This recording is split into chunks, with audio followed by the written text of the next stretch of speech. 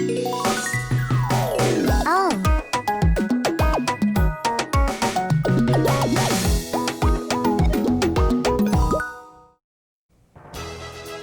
여러분 안녕하십니까? 코로나19 확산세가 전 세계적으로 지속되고 있습니다. 코로나 바이러스뿐만 아니라 코로나 블루라고 불리는 마음의 병이 오지 않도록 각별히 유의하셔야겠습니다.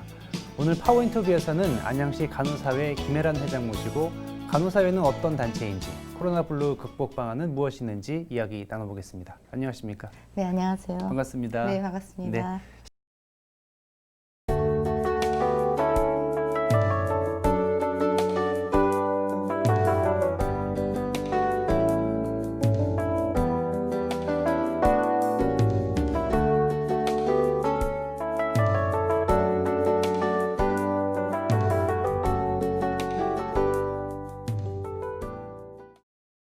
시청자 여러분께 인사해 주시죠. 안녕하세요. 만나서 반갑습니다. 안양시 간호사회장 김혜란입니다. 네, 방송 처음이시죠? 네, 처음입니다. 네, 떨리십니까? 떨립니다. 예. 편안하게 말씀 나누시죠. 네. 네. 자, 먼저 간호사회, 의사회는 들어본 적 있는데 간호사회도 있구나. 네. 모르셨던 분들도 계실 거예요. 네. 안양시 간호사회는 어떤 단체인지, 어떤 역할을 하고 있는지 먼저 설명해 주실까요? 네, 안양시 간호사회는 대한간호협회 경기도 간호사회 분회입니다. 대한간호협회는 간호사들의 자질 향상을 도모하고 직업 윤리를 준수하며 간호사의 권익 옹호와 국민 건강 및 사회복지 증진과 국제 교류를 통한 국가 간호사업 발전에 기여하고 있습니다.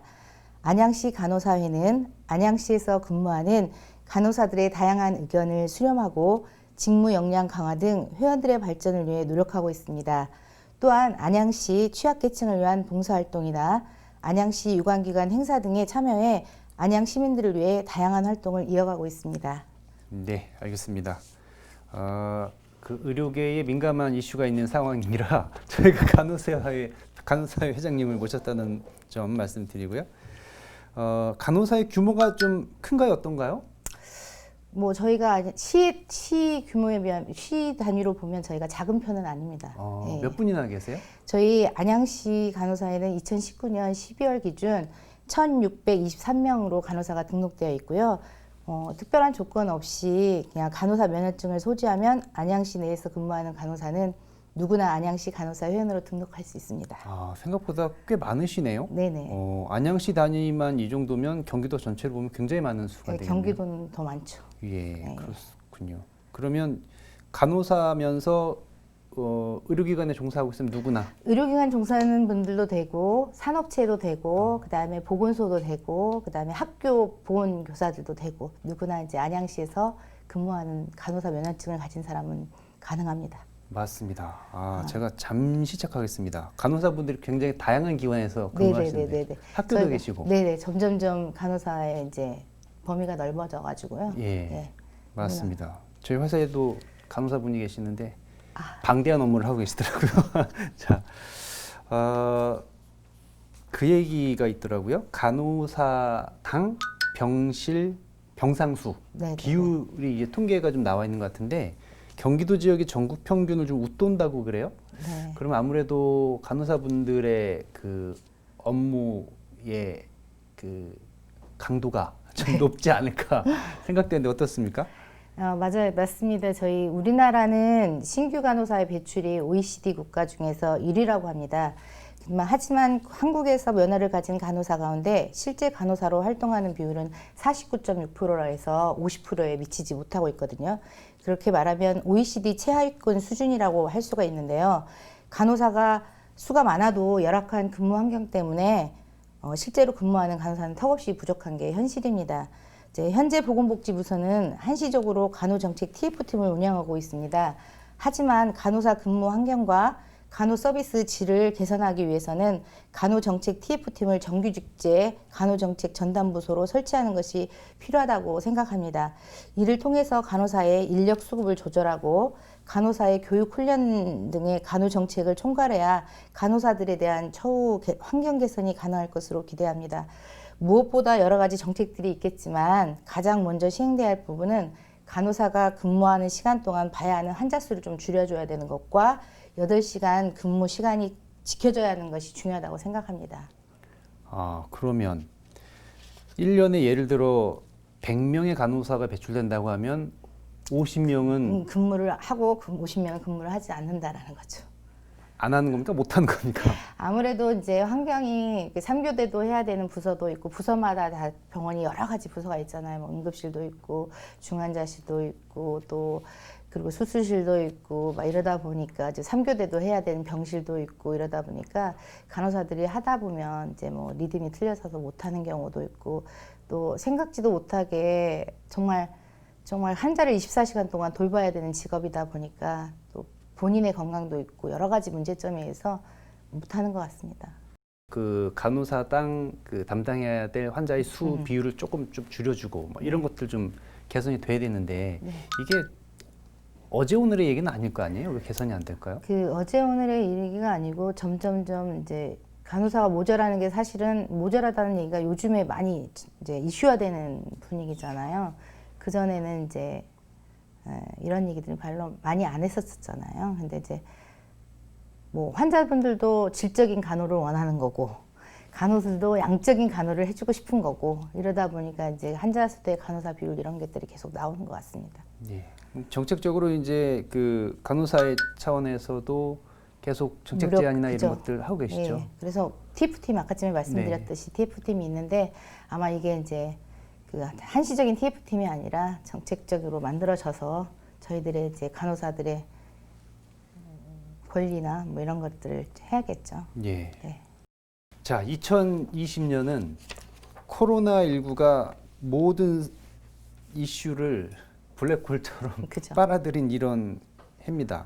특히 이제 의료계에 계신 분들 네. 굉장히 힘든 한 해를 보내고 계시는데 한동안 좀 잠잠해지나 싶었는데 다시 재확산되고 있어요. 네네. 그래서 어려운 시기를 좀 맞고 있는데 코로나19 재확산 시기에 시민들께 좀 당부하고 싶은 말씀 있으시다면? 지금 사실은 사회적 거리두기 2단계에 접어들었잖아요. 조치가 내려졌잖아요. 코로나19 확산을 예방하기 위해서는 저는 무엇보다 기본적인 것을 잘 지켜야 된다고 생각합니다. 그러니까 나는 괜찮지라는 생각보다는 나부터라도 잘 지켜야겠다는 생각이 제일 중요하다고 생각하고요. 그래서 마스크 착용과 손위생, 사회적 거리두기는 코로나19를 예방하기 위한 가장 쉬운 방법이자 저희들 모두가 지켜줘야 될 실천이라고 생각하거든요. 의무이기도 하고. 네. 자, 코로나 블루라는 얘기가 나왔습니다. 네네. 뭐 대부분의 시민들이 나도 모르게 우울감에 빠지는 이런 현상들이 좀 나타나고 있는데 이런 현상 어떻게 극복해 나갈 수 있을까요? 그러니까 지금 코로나가 시작된 지가 꽤 오래됐기 때문에 장기적인 코로나 현상이 오다 보니까 사람들이 이제 불안해지고 스트레스를 받다 보니까 평소보다 의심이 많아지고 아, 저 사람도 코로나가 아닐까? 뭐 무조건 경계하거나 기운이었고 무기력함이 계속되면 코로나 블루를 의심해 볼 필요가 있습니다. 그러니까 코로나 블루를 극복하기 위해서는 가장 먼저 자신의 몸과 마음을 돌봐야 한다고 생각합니다. 충분한 휴식, 꾸준한 운동, 건강한 식사 생활 등 규칙적인 생활로 정신 건강을 지켜야 한다고 생각하고요. 또 불안한 감정을 가지고 있다면 가족이나 친구, 뭐 대면이 아닐지라도 전화로 통화를 해서 친구한테나 뭐 동료와 소통하면서 자기의 감정을 나누는 것도 도움이 될 것 같습니다. 잘못된 정보는 스트레스를 가중시키고 올바른 판단을 방해할 수 있기 때문에 믿을 만한 정보에 집중하고 기본적인 원칙을 지켜가며 생활하는 것이 중요하다고 생각합니다. 네. 아무래도 간호사분들 그 선별진료소에서 일하시는 분들 많이 계시잖아요. 뭐 동료분들, 후배분들, 고생하시죠. 회원분들 많이 계실 텐데 선별진료소에서 지금 근무하고 계신 간호사분들 어떤 점 가장 어렵다고 하세요? 아마 이게 지금 방호복을 다 입고 뭐 다 보안경 쓰고 이렇게 쓰다 보니까 좀 화장실 가는 게 너무 힘들대요. 그래서 왜냐하면 화장실도 겹치면 안 되고 그래서 전화를 해서 화장실이 아무도 없는지 보고 그다음에 가야 되고 그래서 사실은 물도 못 먹는다고 저희 이제 친구들하고 대화를 하다 보면 그런 얘기들을 합니다. 그래서 좀 안타깝기도 하고 그렇습니다. 네. 좀 도움을 줄 수 있는 방법들이 없을까요? 아무래도 이제 또 그 선별진료소에 있는 병원들이 별도로 있기 때문에 아무래도 그 병원 안에 인력들이 운영이 될 거란 말이죠. 맞죠. 그러다 보니까 이제 어차피 돌아가면서 할 수 있는 스케줄을 짜서 하긴 하는데 굉장히 힘들다고, 체력적으로도 힘들고 뭐 마음적으로도 사실은 겁나는 부분이 있잖아요. 본인도 간호사이니까 하는 거지. 만약에 그 상대방이 뭐 그러면서 자기한테도 해가 될 수 있는 부분이 있기 때문에 사실은 의료진들도 감염이 되신 사례가 몇 개가 있으니까 하면서도 본인도 불안하고 힘들다고 얘기는 합니다. 하고는 있지만. 이 코로나 영향 때문에 간호사회 차원에서도 해야 될 일들을 못 하고 계신 것들이 좀 있을 것 같아요. 지금 저희가 안양시 간호회사에서 해년마다 하는 일들이 있습니다. 독거 어르신 나들이, 임산부 애날 행사 지원, 그다음에 취약계층 지원, 이렇게 나눔 활동 등 지역사회 봉사 활동들이 있고, 회원들을 단합을 위해서 하던 영화 관람이나 정책 특강, 간담회, 교양 강좌 등이 있고, 안양시 의학단체들과 분기별 봉사활동을 했었거든요. 근데 이거 올해는 모든 게 다 스톱이 된 상태입니다. 봉사활동들을 많이 하셨군요. 네네네. 저희가 봉사활동을 좀 간호사회다 보니까 봉사활동이 좀 많습니다. 뭐 매년 하던 사업이면 기다리셨던 분이 계셨을 텐데. 왜냐면 꼭 같이 가는 뭐 그런 사업들이 있기 때문에 기대를 했던 분들이 있죠. 예, 안타까우시겠습니다. 좀 마음이 안타깝습니다. 예. 이게 또 종식된다 해도 사업을 재개하려면 또 준비 기간이 또 필요할 거 아니에요? 그렇죠. 그리고 종식이 언제 될지도 모르고 그렇습니다. 개인적인 얘기 하겠습니다. 네. 왜 간호사가 되셨습니까? 저는 제가 간호사가 된 거는 저희 고모가 간호사였습니다. 그래서 고모의 영향을 받아서 이제 고모가 하는 걸 보고 제가 간호사로를 길을 선택하게 되었던 계기였죠. 그 선망의 대상이셨나 봐요, 고모가. 고모가 아무래도 굉장히 멋있어 보였고 나름의 이제 여자로서 이렇게 고모가 왔을 때마다 얘기해 주는 거 보면서 나도 저런 고모가 돼야겠다라는 생각을 했죠. 예. 네. 막상 봤더니 저는 간호사를 한 것을 굉장히 감사하게 생각합니다. 왜냐하면 남을 돌볼 수 있다라는 것도 좋은 일이고, 그 다음에 지금까지 고민이긴 한데 환자를 위해서 내가 무엇인가를 해줄 수 있다라는 게 항상 감사하고요. 그 다음에 저한테는 좀 맞는 직업이었던 것 같습니다. 그럼 간호사로 근무하시면서 다양한 일들을 하셨을 거 아니에요? 저 같은 경우는 응급실에서 처음에 근무를 했었고, 그 다음에 병동에서 좀 근무를 하다가 수술실에서 근무를 하게 됐습니다. 그러다가 이제 뭐 QI도 활동도 좀 하고, 그 다음에 이제 간호과장 돼서 간호부장 이렇게까지 올라왔습니다. 개인적으로 보람 느끼시잖아요. 보람은 항상 느끼죠. 예. 내가 열심히 하고 있는 만큼의 뭐 환자분들이 항상 감사하다고 할 때는 감사하고 고맙고, 또 건강한 모습으로 퇴원할 때는 너무 좋죠. 근데 때로는 그런 생각을 해봤습니다. 너무 아파하는 환자들한테는 내 손이 그냥 약손이어서 저 손을 잡아주면 그냥 아픔이 없어지면 얼마나 좋을까, 이런 생각을 할 때가 좀 있습니다. 그때가 가장 아파하고 고통스러워할 때가 가장 가슴이 아픕니다.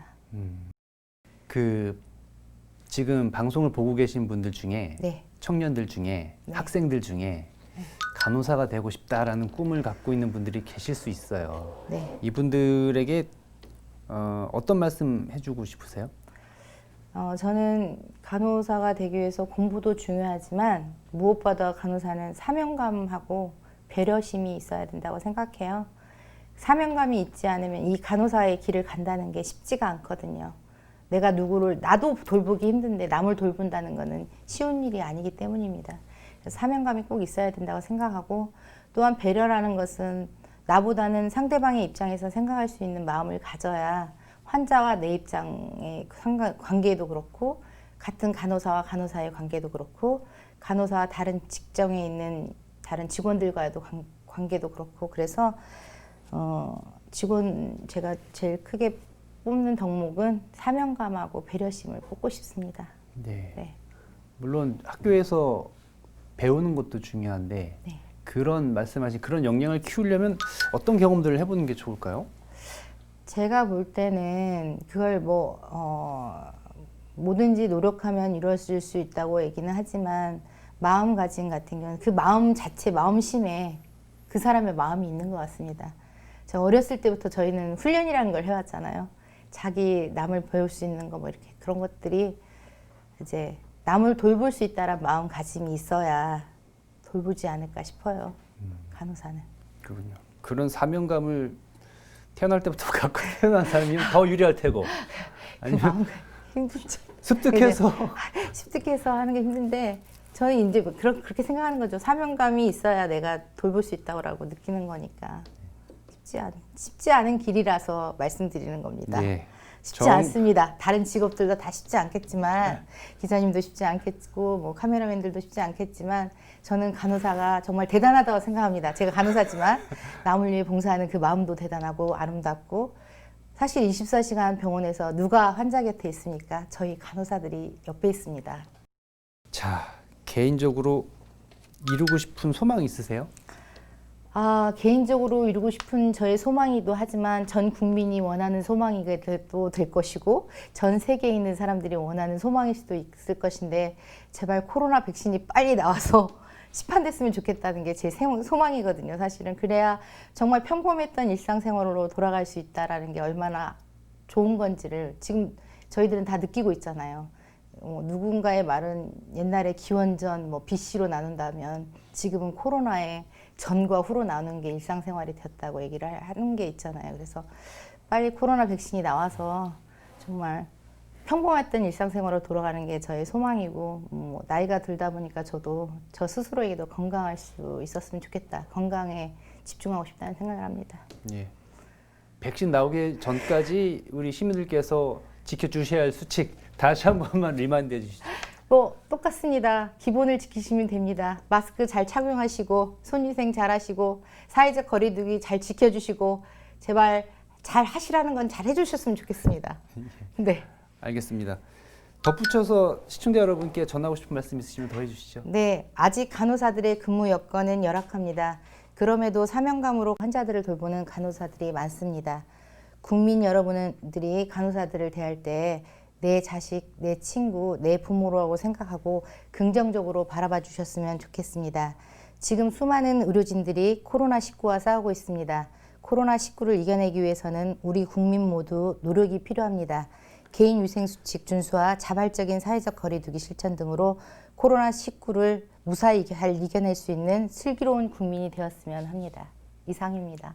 네, 오늘 말씀 감사하고요. 네. 환자분들 잘 돌봐주시고 또 본인 건강하셔야 환자분들 잘 돌볼 수 있으시니까 네네. 예, 코로나 바이러스 멀리 하시고 글쎄요. 네, 그랬으면 좋겠습니다. 예, 건강 잘 지키시 바랍니다. 네, 감사합니다. 고맙습니다. 네.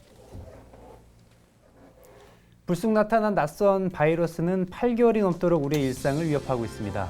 의료진과 방역 관계자 등 최일선에서 환자들을 지키는 이들이 있기에 방역 체계가 무너지지 않고 버티고 있는 게 사실입니다.